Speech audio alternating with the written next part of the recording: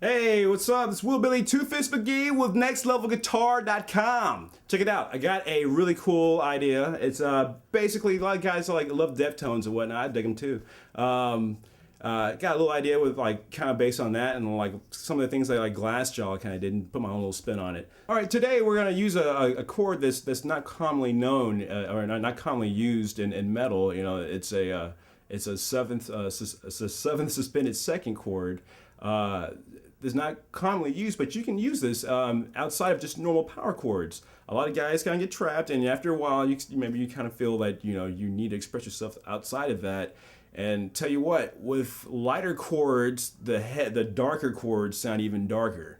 And using that, and also using your imagination to actually use to expand on what I'm going to show you, you'll even further your progression as a player. So basically using the chord here, a B flat 7 suspended second chord. So to show you what the chord is basically this chord and some punches. So as you know, that's what a lot of these bands are really based off of. So it's a lot of fun, you know. One quick note, if you do have a drummer and access to anything with any kind of percussion type thing, this is a perfect thing to go back and forth. If you have a drummer, even better, because you can get in rehearsal space and kind of bounce these ideas back and forth as far as how he feels comfortable with playing in whatever time signature that he's playing in. So without further ado, with the chord. My second finger is on the E string on the 5th fret. Now coming down, on the D string, I'm using my 3rd finger on the 5th fret. Now, tucked away back here, my 1st finger is on the 4th fret. And then my last finger here, fourth finger, is tucked away under, it's on the 5th fret on the B string. So together, I'm not playing the high E or the A string.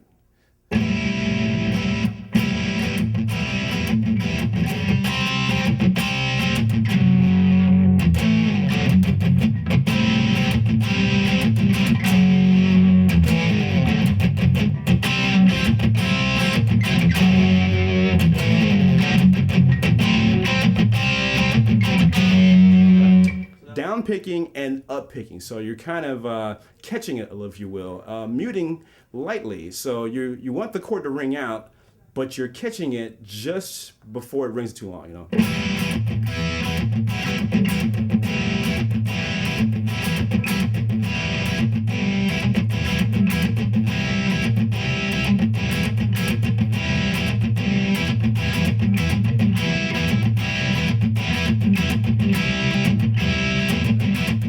The next part are more like glisses, a lot of times what you might hear in a horn section. So starting off on the A5 here, well actually E, it's like a slight gliss with this not a gliss but a ghost note We start here with this little shuffle right here, the E to F sharp. E5 to F5 to F sharp 5. And ending on the G.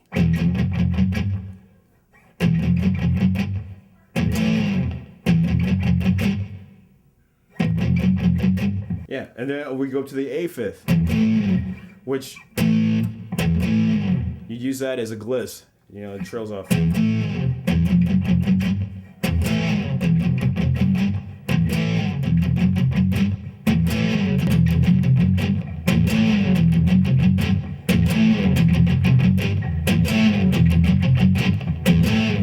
The main chord, you go the F sharp 5 to the A5.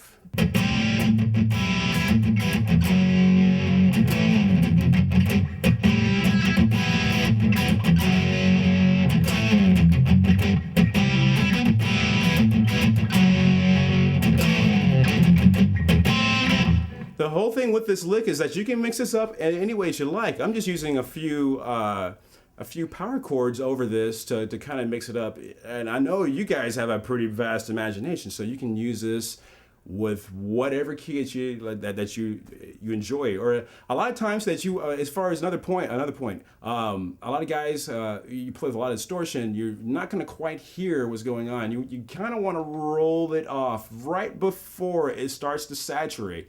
You're still getting the power, but you're not getting all the static. And so like when you hit the chord, it actually comes out. So actually, if you guys are playing with two guys, you can get a whole thing going where you actually have like this kind of like chorusy thing going on, depending on the different tones that you got. So less gain in this application is better. I'm gonna play the riff slow and to where you can kind of get a grasp of it, and then gradually work it up to speed, whatever speed that you may desire.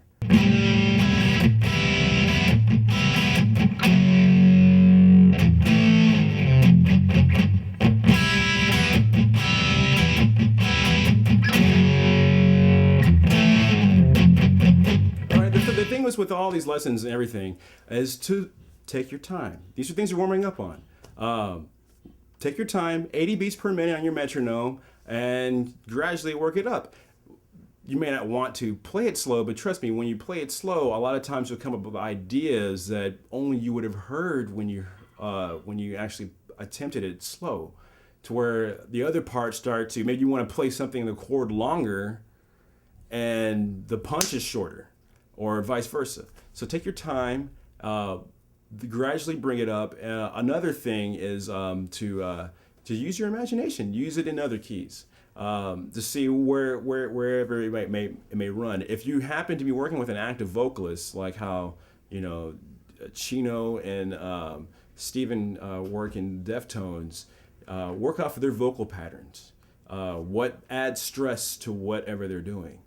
This is the stress and melody is what makes their music so unique. Definitely take your time. Until next time, it's Will Billy Two Fist McGee with NextLevelGuitar.com here in sunny Southern California. Check out the website. Check out the website. Over 800 videos and counting. And also check this out. I know you guys are doing this because you're sitting in on the television. Look, get on your YouTube. And subscribe. Subscribe to Rock On Good People. Rock On Good People, man. YouTube. See ya. See ya.